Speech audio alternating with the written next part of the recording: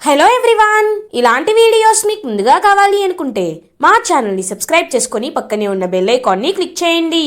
Upcoming రివ్యూలోకి వెళ్ళిపోదాం. Episode start అవ్వగానే వసుధార మనుని తప్పుగా అర్థం చేసుకున్నందుకు గిల్టీగా ఫీల్ అవుతుంది. వసుధార మను దగ్గరికి వచ్చి, స్టూడెంట్స్ నాతో అంతా చెప్పారు, నేను మిమ్మల్ని అలా అన్నందుకు మీరు మనసులో బాధపడితే నన్ను క్షమించండి. మీరు ఆ సర్ప్రైజ్ ప్లాన్ చేశారేమోననుకొని మిమ్మల్ని నేను నానా మాటలు అన్నాను అని పాపం బాధతో సారీ చెప్తుంది వసుధార మనుకి. మను వసుధారతో, మేడం మీరలా ఫీల్ అవ్వాల్సిన అవసరం ఏదీ లేదు, ఎందుకంటే మిమ్మల్ని నేను అర్థం చేసుకున్నాను. మీరు రిషి సార్ చేయాల్సిన పనులన్నీ నేను చేస్తున్నాను కాబట్టి సహజంగా మీలో నాపై ఒక కోపం అనేది ఏర్పడి ఉండొచ్చు. కానీ నేను ఎప్పుడూ మీ మంచే కోరుకుంటాను మేడం, మీరు ఆ విషయాన్ని గుర్తుపెట్టుకోండి అని అంటారు మను. వసుధార మను మాటలకి అలా పాజిటివ్గా మను వైపు చూస్తూ ఉంటారు. మహేంద్ర వసుధారతో, అమ్మా వసుధార, ఇప్పటికైనా మనుని అర్థం చేసుకో, ఎందుకంటే తను ఎప్పుడూ నువ్వు సంతోషంగా ఉండాలనే కోరుకుంటారు. తను మన మంచి శ్రేయోభిలాషి. అలాంటప్పుడు తను ఇంత కష్టపడి నీ బర్త్డే సెలబ్రేషన్స్ని జరిపించాలి అనుకుంటున్నప్పుడు నువ్వు జరిపించుకోను, నాకు ఇష్టం లేదు అనడం కరెక్ట్ కాదమ్మా అని అంటారు మహేంద్ర. మావయ్య, మీరు నన్ను ఎప్పుడూ అర్థం చేసుకుంటారు, ఈ విషయంలో కూడా నన్ను మీరెందుకు అర్థం చేసుకోలేకపోతున్నారు? నాకు ఇలాంటివి నచ్చవు అని అంటుంది వసుధార. చూడమ్మ వసుధార, ఇప్పుడు నువ్వు బర్త్డే సెలబ్రేట్ చేసుకోకపోతే మను ఫీల్ అవుతాడు. మను ఫీల్ అవ్వడం నీకు ఇష్టమేనా అని అడుగుతారు మహేంద్ర. ఇంకా వసుధార ఆలోచనలో పడుతుంది. మేడం, అలా అని కాదు, ఒకవేళ రిషి సార్ ఉన్న మీ బర్త్డేని ఇంతే గ్రాండ్గా జరిపించేవారు. నా కోసం కాకపోయినా, ఎవరి కోసం కాకపోయినా, రిషి సార్ కోసమైనా మీరు మీ బర్త్డేని సెలబ్రేట్ చేసుకోవాలి. లోపల మీకు ఊహించని సర్ప్రైజ్ ఒకటి ఉంది, రండి మేడం అని మను ఇంకా వసుధారాని రమ్మని చెప్తారు. వసుధార అలా ఇంకా మను వెనకాల వెళ్తుంది. ఆడిటోరియంలోకి వసుధారాని మను తీసుకువెళ్తాడు. ఇంకా స్టూడెంట్స్ అందరూ రిషి ఫేస్ మాస్క్ని పెట్టుకొని హ్యాపీ బర్త్డే వసుధార మేడం అని చెప్పి గట్టిగా విష్ చేస్తారు. వసుధార ఒక్కసారిగా షాక్ అయిపోతుంది. ఇంకా అందరూ రిషికి కాంట్రిబ్యూట్ చేస్తూ రిషి ఎక్కడున్నా క్షేమంగానే ఉన్నారు అని తెలుపుతూ రిషిలాగా వాళ్ళందరూ ఫేస్ మాస్క్ వేసుకొని బర్త్డే విషెస్ చెప్పేసరికి వసుధార చాలా హ్యాపీగా ఫీల్ అవుతుంది. ఫణీంద్ర, దేవయాని, ధరణి, శైలేంద్ర కూడా అక్కడే ఉంటారు. ఇంకా శైలేంద్రకైతే చాలా చాలా జలస్గా అనిపిస్తుంది. మమ్మీ, ఏంటి మమ్మీ ఇది? ఎందుకు ఎందుకు మనం ఇక్కడికి రావాల్సి వచ్చింది అని అంటాడు శైలేంద్ర. నాన్న, నీకు మీ నాన్న గురించి తెలుసు కదా, ఆయన ఒక్కసారి ఆజ్ఞని పాస్ చేశాడంటే ఎలాంటి వాళ్ళైనా తల వంచుకొని ఆయన చెప్పి చెయ్యాల్సిందే. మీ నాన్నగారి వల్లే ఇక్కడికి రావాల్సి వచ్చింది. ఈ వసుధార సంతోషాన్ని నచ్చకపోయినా కళ్ళతో చూడాల్సి వస్తుంది. నువ్వు కాస్త కంట్రోల్ చేసుకోనన్నా. ఇప్పుడు మీ నాన్న ఒకవేళ నీ ఎక్స్ప్రెషన్ చూశారంటే ఆయనకి లేనిపోని అనుమానాలు వస్తాయి. కాబట్టి లోపల ఎంత కుళ్ళు, ఎంత ద్వేషమున్నా పైకి మాత్రం నవ్వుతున్నట్టే నటించాలి అని అంటుంది దేవయాని. ఇంకా శైలేంద్ర కూడా నార్మల్ అవుతాడనమాట నటిస్తూ. ఇది ఇలా ఉండగా స్టూడెంట్స్ అందరూ ఇంకా వసుధార దగ్గరికి కేక్ తీసుకువచ్చి వసుధారకి దగ్గరుండి కేక్ని కట్ చేపిస్తారు. ఇంకా వసుధార అలా చాలా హ్యాపీగా తన బర్త్డే సెలబ్రేషన్స్ని జరుపుకుంటూ ఉంటుంది. ఇంకా ఫస్ట్ పీస్ అయితే వసుధార మహేంద్రకి తినిపిస్తారు. మహేంద్ర కూడా వసుధారకి తినిపిస్తారు. అలా ఒకరికి ఒకరు ఇంకా కేక్ని తినిపించుకుంటూ ఉంటారు. అదే టైంకి అనుపమ వసుధారకి కేక్ తినిపించిన తర్వాత మను వైపు చూపిస్తుంది. ఇంకా మను అలా ఎమోషనల్గా అనుపమ వైపు చూస్తూ ఉంటారు. ఇంకా మనుకి కేక్ తినిపిస్తారు అనుపమ, అనుపమకి కూడా కేక్ తినిపిస్తారు మను. ఇంకా వాళ్ళిద్దరిని చూస్తుంటారు అందరూ. మనుని అనుపమని చూసిన మహేంద్ర మాత్రం డౌట్ లేదు, ఖచ్చితంగా వీళ్ళ మధ్యలో ఏదో గతం ఉంది, కానీ దాన్ని ఎలా తెలుసుకోవాలి, ఏం చెయ్యాలి అని ఆలోచిస్తూ ఉంటారు మహేంద్ర. ఇంకా స్టూడెంట్స్ అందరూ ఒకరి తర్వాత ఒకరు వచ్చి రిషి గొప్పతనం గురించి, వసుధార గొప్పతనం గురించి పొగుడుతూ ఉంటారు. రిషి ఈ సొసైటీకి, డిబిఎస్టి కాలేజ్కి ఎంతలా సేవ చేశారు, మిషన్ ఎడ్యుకేషన్ అనే ఒక ఆయుధాన్ని ఎలా ఉపయోగించారు, చదువు అనేది తలుచుకుంటే మనల్ని ఎంత ఎత్తున నిలబెడుతుంది అనే విషయాలపై రిషి ఎంతలా కృషి చేశారు, జగతి మేడం ఎంతలా కృషి చేశారు, ఇప్పుడు వసుధార మేడం ఎంతలా కృషి చేస్తున్నారు అనే విషయాలన్నిటిపై స్టూడెంట్స్ అందరూ చాలా చక్కగా మాట్లాడుతూ ఉంటారు. అదంతా వింటున్న వసుధారకు కూడా చాలా ఎమోషనల్గా అనిపిస్తుంది. ఎట్ లాస్ట్ స్టూడెంట్స్ అందరూ కలిసి వసుధారకి ఒక గిఫ్ట్ని ప్రెజెంట్ చేస్తారు. అలా వసుధార బర్త్డే సెలబ్రేషన్స్ అయితే చాలా గ్రాండ్గా హ్యాపీగా కంప్లీట్ అయిపోతాయి. ఇది ఇలా ఉండగా ఈవినింగ్ అవుతుంది. స్టూడెంట్స్ అందరూ కాలేజ్ నుండి వెళ్ళిపోతారు. ఇంకా అందరూ ఇంటికి వెళ్ళిపోవాలి అనుకుంటారు. మను దగ్గరికి వసుధార వస్తుంది. మను గారు, మీకు థ్యాంక్స్ చెప్పాలి అని అంటుంది వసుధార. నాకు థ్యాంక్స్ ఎందుకు మేడం అని అంటారు మను. లేదు, ఇవాళ నా లైఫ్లో నేను మర్చిపోలేని రోజని నేను చెప్పొచ్చు. ఎందుకంటే రిషి సార్ ఎప్పుడు పక్కన ఉంటేనే నాకు అది పండగలా అనిపిస్తుంది. రిషి సార్ నాకు తోడుగా ఉంటేనే నాలో ధైర్యం, నాలో ఆనందం, నాలో ఉత్సాహం, నాలో ఎప్పుడూ ఉండే ఒక నవ్వు కనిపిస్తుంది. కానీ ఫస్ట్ టైం రిషి సార్ నా పక్కన లేకపోయినా నేను అంతే ఉత్సాహంగా, అంతే ఆనందంగా ఉన్నాను. నా బర్త్డేని సెలబ్రేట్ చేసుకోగలిగాను. దీనంతటికీ కారణం మీరే అని అంటుంది వసుధార. చూడండి మేడం, మనుషులన్నాక వాళ్ళకి బాధలు వస్తాయి, కష్టాలు వస్తాయి. కొన్నిసార్లు దేవుడు వాళ్ళని కొన్ని విషయాల్లో శిక్షిస్తూ ఉండొచ్చు.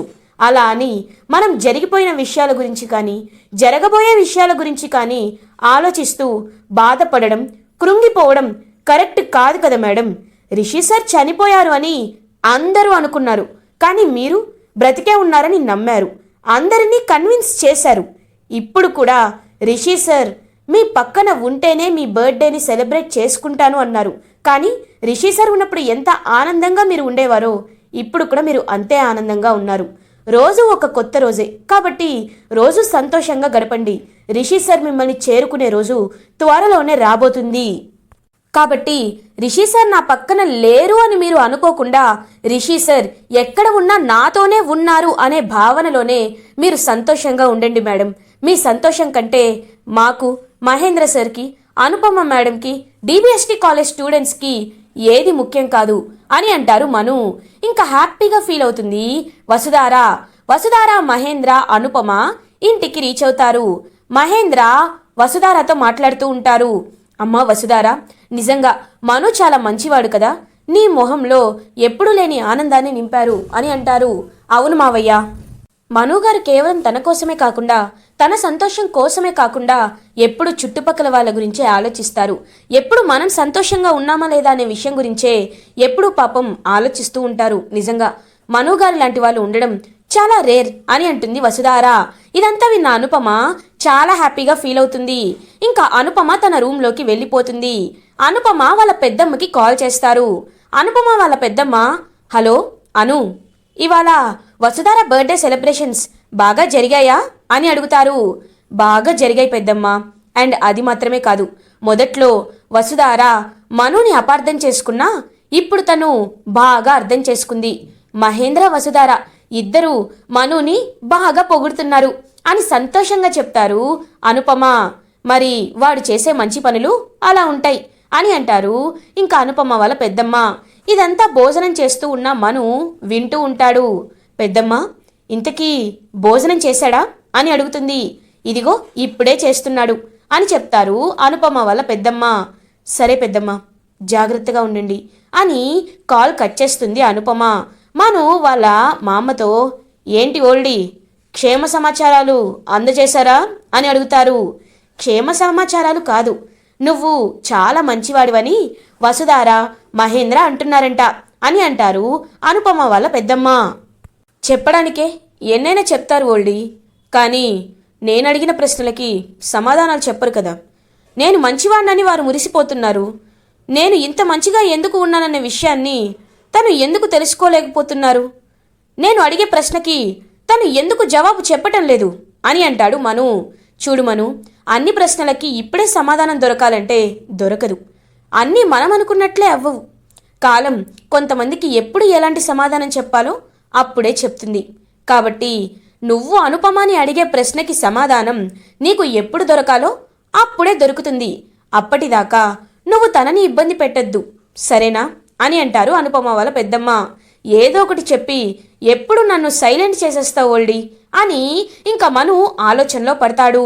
ఇది ఇలా ఉండగా మార్నింగ్ అవుతుంది. వసుధార కాలేజ్కి రీచ్ అవుతుంది. ఇంకా వసుధార తన వర్క్ తను చేసుకుంటూ ఉంటారు. స్టూడెంట్స్, ల్యాబ్ టెక్నీషియన్స్ అందరూ ఇంకా ఎవరి పని వాళ్ళు చేసుకుంటూ అందరూ సెట్ అయిపోతారనమాట. అప్పుడే కొంతమంది అయితే ఇంకా స్టాఫ్, లెక్చరర్స్ అందరూ మాట్లాడుకుంటూ ఉంటారు. మను సార్ వచ్చాక కాలేజ్లో చాలా మార్పులు కనిపించాయిరా. ఎందుకంటే ల్యాబ్ టెక్నీషియన్స్ టైంకి వస్తున్నారు, క్లాసెస్ టైంకి జరుగుతున్నాయి, స్టడీ అవర్ ఫెసిలిటీస్ కూడా ఇస్తున్నారు, జీతాలు కూడా కరెక్ట్గా టైంకి పడిపోతున్నాయి. కాబట్టి మను సార్ చాలా గ్రేట్ రా. నిజంగా రిషి సార్ ఉంటే ఎలా అన్నీ మేనేజ్ చేసేవాళ్ళో మను సార్ కూడా అలాగే మేనేజ్ చేస్తున్నారు అని లెక్చరర్ స్టూడెంట్స్ అందరూ మాట్లాడుకుంటూ ఉంటారు. ఇదంతా విన్న శైలేంద్ర అయితే చాలా జెలస్గా ఫీల్ అవుతాడు. ఛా, ఏంటిది, అన్నీ నేను అనుకున్న దానికి రివర్స్లో జరుగుతున్నాయి ఏంటి? అసలు ఇప్పుడు ఏం చేయాలి? ఆ మనుగాడి అడ్డు ఎలా తొలగించుకోవాలి అని ఆలోచిస్తూ ఉంటాడు శైలేంద్ర. అప్పుడే ఇంకా మను అయితే అలా కాలేజ్లో ఇంకా రౌండ్స్ వేస్తూ ఉంటారు. అదే టైంకి మనుకి కాల్ వస్తుంది. ఇంకా వెంటనే శైలేంద్ర మనుని గమనిస్తూ ఉంటాడు. మను, అవునా, ఓకే, నేను ఇప్పుడే వస్తున్నాను అని మను ఇంకా ఒక ప్లేస్కి బయలుదేరుతాడు. శైలేంద్ర, ఏంటి ఈ మను ఎక్కడికి బయలుదేరుతున్నాడు అని అలా ఆలోచిస్తూ ఉంటాడు. ఇంకా మను అయితే ఒక ప్లేస్కి వెళ్ళి ఒక పర్సన్ని మీట్ అయ్యి అతనికి డబ్బులు ఇచ్చేసి మళ్ళీ తిరిగి వచ్చేస్తూ ఉంటాడు. ఇంకా తన అసిస్టెంట్ రాజుతో, రాజు, మనకిప్పుడు శత్రువులు పెరిగారు. ఏ టైంలో అయినా ఆ రాజీవ్ కానీ ఆ శైలేంద్ర కానీ నన్ను ఫాలో అయ్యే అవకాశం ఉంది. నువ్వు వాటన్నిటిని జాగ్రత్తగా చూసుకోవాలి. ఈ విషయం ఎవ్వరికీ తెలియకూడదు అని అంటారు. ఓకే సార్ అని చెప్పి పాపం ఇంకా చెప్తారనమాట మను వాళ్ళ అసిస్టెంట్. ఇంకా మను కాలేజ్కి రీచ్ అవుతాడు. ఇది ఇలా ఉండగా వసుధార బోర్డ్ మీటింగ్ని కండక్ట్ చేస్తారు. ఇంకా వసుధార మిషన్ ఎడ్యుకేషన్ పాలసీ గురించి అందరికీ బోర్డ్ మీటింగ్లో చెప్తూ ఉంటారు.